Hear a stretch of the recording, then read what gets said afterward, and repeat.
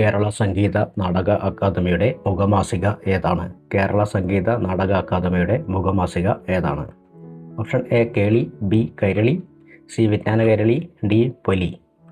ശരിയായ ഉത്തരം option A കേളി. കേരള സംഗീത നാടക അക്കാദമിയുടെ മുഖമാസിക ഏതാണ്? ഉത്തരം ഓപ്ഷൻ എ കേളി. കുമാരനാശാൻ്റെ പേരിലുള്ള സ്മാരകം സ്ഥിതി ചെയ്യുന്നത് എവിടെയാണ്? കുമാരനാശാൻ്റെ പേരിലുള്ള സ്മാരകം സ്ഥിതി ചെയ്യുന്നത് എവിടെയാണ്? A Ambalappuzha, B Thonnakkal, C Cherai, D Irinjalakuda. ശരിയായ ഉത്തരം ഓപ്ഷൻ ബി തോന്നയ്ക്കൽ. കുമാരനാശാൻ്റെ പേരിലുള്ള സ്മാരകം സ്ഥിതി ചെയ്യുന്നത് എവിടെയാണ്? Option B Thonnakkal. മലയാളത്തിലെ ആദ്യ ചെറുകഥയായ വാസനാവികൃതി ഏത് മാസികയിലാണ് പ്രസിദ്ധീകരിച്ചത്? മലയാളത്തിലെ ആദ്യ ചെറുകഥയായ വാസനാവികൃതി ഏത് മാസികയിലാണ് പ്രസിദ്ധീകരിച്ചത്? A Vidyavilasini, B Vidyavinodini, C Rasikaranjini, D Bhashabhooshani. ശരിയായ ഉത്തരം ഓപ്ഷൻ ബി വിദ്യാവിനോദിനി. മലയാളത്തിലെ ആദ്യ ചെറുകഥയായ വാസനാവികൃതി ഏത് മാസികയിലാണ് പ്രസിദ്ധീകരിച്ചത്? ശരിയായ ഉത്തരം ഓപ്ഷൻ ബി വിദ്യാവിനോദിനി. വാസനാവികൃതി മലയാളത്തിലെ ആദ്യത്തെ ചെറുകഥയായി അംഗീകരിക്കപ്പെടുന്നു. ഇത് വെങ്കയിൽ കുഞ്ഞിരാമൻ നായർ ആണ് രചിച്ചത്. ഈ ചെറുകഥ 1891 വിദ്യാവിനോദിനി മാസികയിൽ പ്രസിദ്ധീകരിക്കപ്പെട്ടു. ഭാർഗവി നിലയം എന്ന മലയാള സിനിമയ്ക്ക് ആധാരമായ ചെറുകഥയുടെ പേര് ഏതാണ്? ഭാർഗവി നിലയം എന്ന മലയാള സിനിമയ്ക്ക് ആധാരമായ ചെറുകഥയുടെ പേര് ഏതാണ്? ഓപ്ഷൻ എ എൻ്റെ ഗന്ധർവ സ്നേഹിതൻ, ബി നീല വെളിച്ചം, സി തേന്മാവ്, ഡി യക്ഷി. ശരിയായ ഉത്തരം ഓപ്ഷൻ ബി നീല വെളിച്ചം. ഭാർഗവി നിലയം എന്ന മലയാള സിനിമയ്ക്ക് ആധാരമായ ചെറുകഥയുടെ പേര് ഏതാണ്? ശരിയായ ഉത്തരം ഓപ്ഷൻ ബി നീല വെളിച്ചം.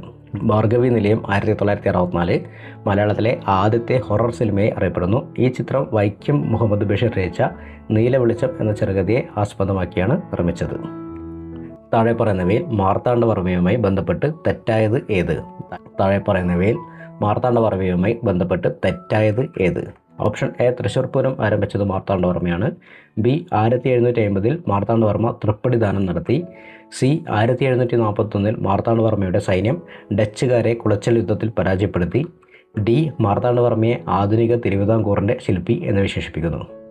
ശരിയായ ഉത്തരം തൃശ്ശൂർ പൂരം ആരംഭിച്ചത് മാർത്താണ്ഡവർമ്മയാണ്. താഴെ പറയുന്നവയിൽ മാർത്താണ്ഡവർമ്മയുമായി ബന്ധപ്പെട്ട് തെറ്റായത് ഏത്? ഉത്തരം ഓപ്ഷൻ എ തൃശ്ശൂർ പൂരം ആരംഭിച്ചത് മാർത്താണ്ഡവർമ്മയാണ്. തൃശ്ശൂർ പൂരം ആരംഭിച്ചത് ശക്തൻ തമ്പുരാൻ 1798 ആണ്. തൃശ്ശൂർ പൂരം ആരംഭിച്ചത് ശക്തൻ തമ്പുരാൻ 1798 ആണ്.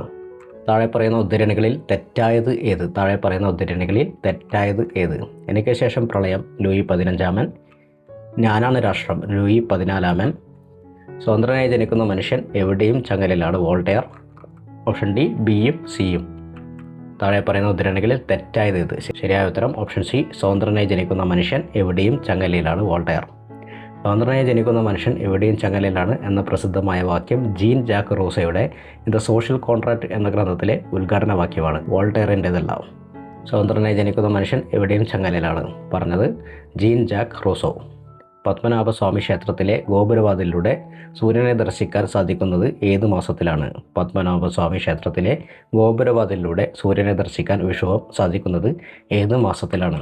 Option A September, B January, C April, D December. ശരിയായ ഉത്തരം സി ഏപ്രിൽ. പത്മനാഭസ്വാമി ക്ഷേത്രത്തിലെ ഗോപുരവാതിലിലൂടെ സൂര്യനെ ദർശിക്കാൻ സാധിക്കുന്നത് ഏത് മാസത്തിലാണ്? ഉത്തരം ഓപ്ഷൻ സി ഏപ്രിൽ. ഏത് സംസ്ഥാനത്തിൻ്റെ സംസ്ഥാന പുഷ്പമാണ് ബ്രഹ്മകമലം? ഏത് സംസ്ഥാനത്തിൻ്റെ സംസ്ഥാന പുഷ്പമാണ് ബ്രഹ്മകമലം? Option A Rajasthan, B Manipur, C Maharashtra, D Uttarakhand. ഏത് സംസ്ഥാനത്തിലെ സംസ്ഥാന പുഷ്പമാണ് ബ്രഹ്മകമലം? ശരിയായ ഉത്തരം ഓപ്ഷൻ ഡി ഉത്തരാഖണ്ഡ്. ഏത് സംസ്ഥാനത്തിൻ്റെ സംസ്ഥാന പുഷ്പം ആണ് ബ്രഹ്മകമലം? ഉത്തരം ഓപ്ഷൻ ഡി ഉത്തരാഖണ്ഡ്. കേദാർനാഥ്, ബദ്രിനാഥ് തുടങ്ങിയ ക്ഷേത്രങ്ങളിലെ പൂജകളിൽ ബ്രഹ്മകമലത്തിന് പ്രത്യേക പ്രാധാന്യമുണ്ട്. സുവർണ ചതുഷ്കോണം ഗോൾഡൻ ക്വാഡ്രിലേറ്ററൽ എന്നത് ഒരു ഡാഷ് ആണ്. സുവർണ ചതുഷ്കോണം ഗോൾഡൻ ക്വാഡ്രിലേറ്ററൽ എന്നത് ഒരു ഡാഷ് ആണ്. ഓപ്ഷൻ എ ആകാശപാത, ബി ജലപാത, സി ഹൈവേ, ഡി റെയിൽപാത. ശരിയായ ഉത്തരം ഓപ്ഷൻ സി ഹൈവേ. സുവർണ ചതുഷ്കോണം എന്നത് ഒരു ഡാഷ് ആണ്. ശരിയായ ഉത്തരം ഓപ്ഷൻ സി ഹൈവേ. സുവർണ ചതുഷ്കോണം ഇന്ത്യയിലെ ഏറ്റവും വലിയ ദേശീയപാത പദ്ധതികളിലൊന്നാണ്. ഈ പദ്ധതി ഡൽഹി, മുംബൈ, ചെന്നൈ, കൊൽക്കത്ത എന്നീ 4 പ്രധാന നഗരങ്ങളെ ദേശീയപാതകളിലൂടെ ബന്ധിപ്പിക്കുന്നു.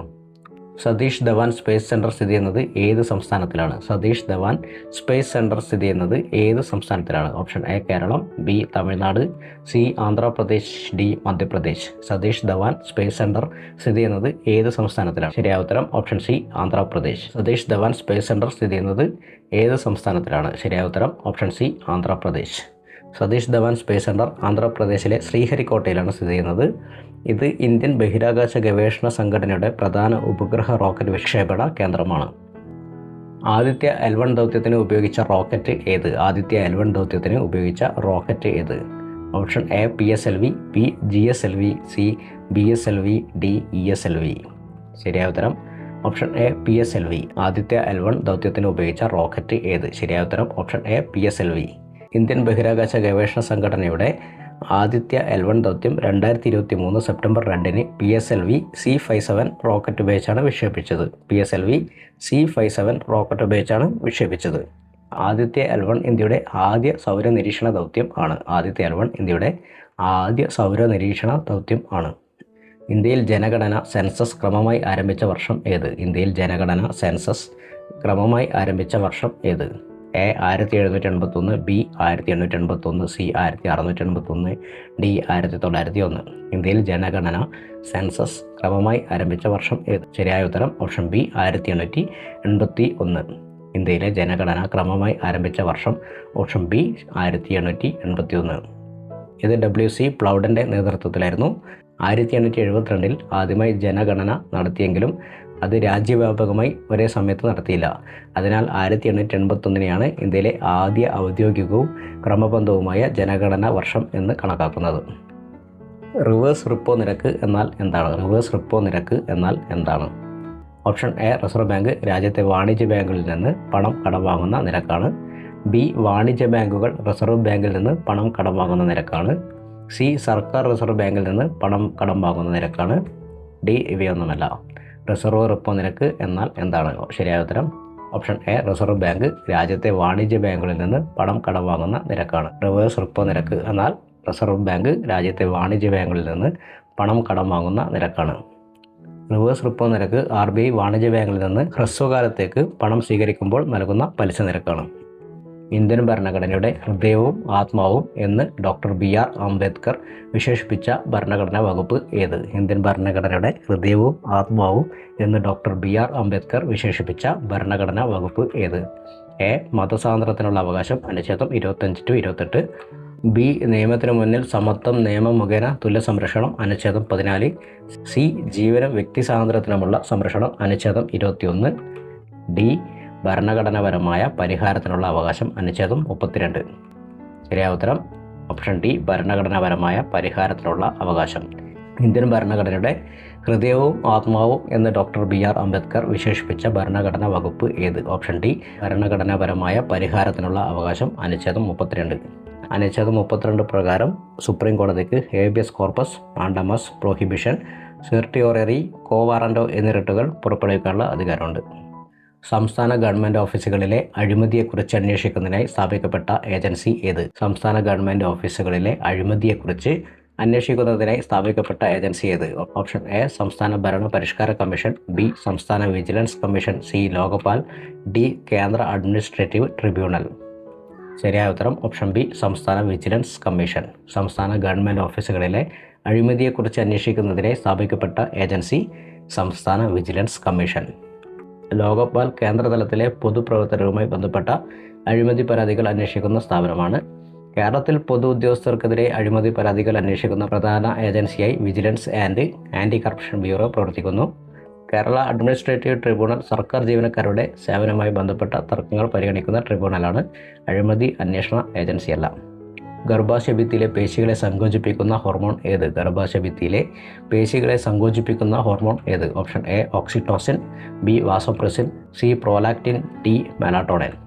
ശരിയായ ഉത്തരം ഓപ്ഷൻ എ ഓക്സിറ്റോസിൻ. ഗർഭാശയഭിത്തിയിലെ പേശികളെ സങ്കോചിപ്പിക്കുന്ന ഹോർമോൺ ഓപ്ഷൻ എ ഓക്സിറ്റോസിൻ. പ്രസവ സമയത്ത് കുഞ്ഞിനെ പുറത്തേക്ക് തള്ളാൻ സഹായിക്കുന്ന പ്രധാന ഹോർമോണുകളിൽ ഒന്നാണിത്. കൂടാതെ പ്രസവാനന്തരം മുലപ്പാൽ പുറത്തേക്ക് ഒഴുകുന്നതിനും ഓക്സിറ്റോസിൻ സഹായിക്കുന്നു. കർണപടത്തിൻ്റെ ഇരുവശത്തെയും മർദ്ദം തുല്യമാക്കാൻ സഹായിക്കുന്ന ഭാഗം ഏത്? കർണപടത്തിൻ്റെ ഇരുവശത്തെയും മർദ്ദം തുല്യമാക്കാൻ സഹായിക്കുന്ന ഭാഗം ഏത്? എ ഗ്രസനി, ബി യൂസ്റ്റേഷ്യൻ നാളി, സി കർണനാളം, ഡി ചെവിക്കുട. ഓപ്ഷൻ ബി യൂസ്റ്റേഷ്യൻ നാളി. കർണപടത്തിൻ്റെ ഇരുവശത്തെയും മർദ്ദം തുല്യമാക്കാൻ സഹായിക്കുന്ന ഭാഗം. ഉത്തരം ഓപ്ഷൻ ബി യൂസ്റ്റേഷ്യൻ നാളി. ഇന്ത്യയിൽ ഏറ്റവും കൂടുതൽ കണ്ടൽക്കാടുകളുള്ള മാംഗ്രോവ് ഫോറസ്റ്റ് ഉള്ള സംസ്ഥാനം ഏത്? ഇന്ത്യയിൽ ഏറ്റവും കൂടുതൽ കണ്ടൽക്കാടുകളുള്ള സംസ്ഥാനം ഏത്? Option A Tamil Nadu, B Madhya Pradesh, C Gujarat, D പശ്ചിമ ബംഗാൾ. ശരിയായ ഉത്തരം ഓപ്ഷൻ ഡി പശ്ചിമ ബംഗാൾ. ഇന്ത്യയിൽ ഏറ്റവും കൂടുതൽ കണ്ടൽക്കാടുകളുള്ള സംസ്ഥാനം. ശരിയായ ഉത്തരം ഓപ്ഷൻ ഡി പശ്ചിമ ബംഗാൾ. ലോകത്തിലെ ഏറ്റവും വലിയ കണ്ടൽ വനമായ സുന്ദർബൻസ് ദേശീയോദ്യാനം പശ്ചിമ ബംഗാളിലും ബംഗ്ലാദേശിലുമായി വ്യാപിച്ചു കിടക്കുന്നു. ലോകത്തിലെ ഏറ്റവും വലിയ കണ്ടൽ വനമായ സുന്ദർബൻസ് ദേശീയോദ്യാനം പശ്ചിമ ബംഗാളിലും ബംഗ്ലാദേശിലുമായി വ്യാപിച്ചു കിടക്കുന്നു. എല്ലാ വർഷവും ലോക തണ്ണീർത്തട ദിനം ആചരിക്കുന്നത് ഏത് ദിവസമാണ്? എല്ലാ വർഷവും ലോക തണ്ണീർത്തട ദിനം വേൾഡ് വെറ്റ്ലാൻഡ്സ് ഡേ ആചരിക്കുന്നത് ഏത് ദിവസമാണ്? A March 10, B February 2, C October 24, D December 6. ശരിയായ ഉത്തരം ഓപ്ഷൻ ബി ഫെബ്രുവരി 2. എല്ലാ വർഷവും ലോക തണ്ണീർത്തട ദിനം വേൾഡ് വെറ്റ്ലാൻഡ്സ് ഡേ ആചരിക്കുന്നത് ഏത് ദിവസമാണ്? ശരിയായ ഉത്തരം ഓപ്ഷൻ ബി ഫെബ്രുവരി 2. 1971 ഫെബ്രുവരി 2 ഇറാനിലെ റാംസൺ നഗരത്തിൽ റാംസർ കൺവെൻഷൻ ഒപ്പുവെച്ചതിൻ്റെ സ്മരണക്കായാണ് ഈ ദിനം ആചരിക്കുന്നത്. 1971 ഫെബ്രുവരി 2 ഇറാനിലെ റാംസർ നഗരത്തിൽ റാംസൺ കൺവെൻഷൻ ഒപ്പുവെച്ചതിൻ്റെ സ്മരണക്കാണ് ഈ ദിനം ആചരിക്കുന്നത്. 1946 ഡോക്ടർ രാജേന്ദ്ര പ്രസാദിൻ്റെ അധ്യക്ഷതയിൽ ഭരണഘടനാ നിർമ്മാണ സഭ രൂപീകരിച്ചത് ഏത് കമ്മിറ്റിയുടെ മിഷൻ്റെ നിർദ്ദേശപ്രകാരമാണ്? 1946 ഡോക്ടർ രാജേന്ദ്ര പ്രസാദിൻ്റെ അധ്യക്ഷതയിൽ ഭരണഘടനാ നിർമ്മാണ സഭ രൂപീകരിച്ചത് ഏത് കമ്മിറ്റിയുടെ മിഷൻ്റെ നിർദ്ദേശപ്രകാരമാണ്? Option A union constitution committee, B Nehru committee, C cabinet mission, D Mountbatten committee. ശരിയായ ഉത്തരം ഓപ്ഷൻ സി ക്യാബിനറ്റ് മിഷൻ.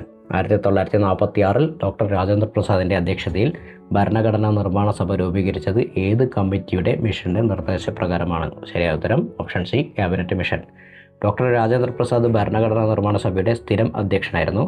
ഭരണഘടനാ നിർമ്മാണ സഭയുടെ ആദ്യ സമ്മേളനം 1946 ഡിസംബർ 9 ചേർന്നു. ഡോക്ടർ സച്ചിദാനന്ദ സിൻഹ ആയിരുന്നു ആദ്യ സമ്മേളനത്തിൻ്റെ താൽക്കാലിക അധ്യക്ഷൻ. അപ്പോൾ വീഡിയോ ഇഷ്ടമായെങ്കിൽ എൻ്റെ ചാനൽ സബ്സ്ക്രൈബ് ചെയ്യുക. അടുത്ത വീഡിയോയുമായി വീണ്ടും കാണാം. Okay bye, thank you.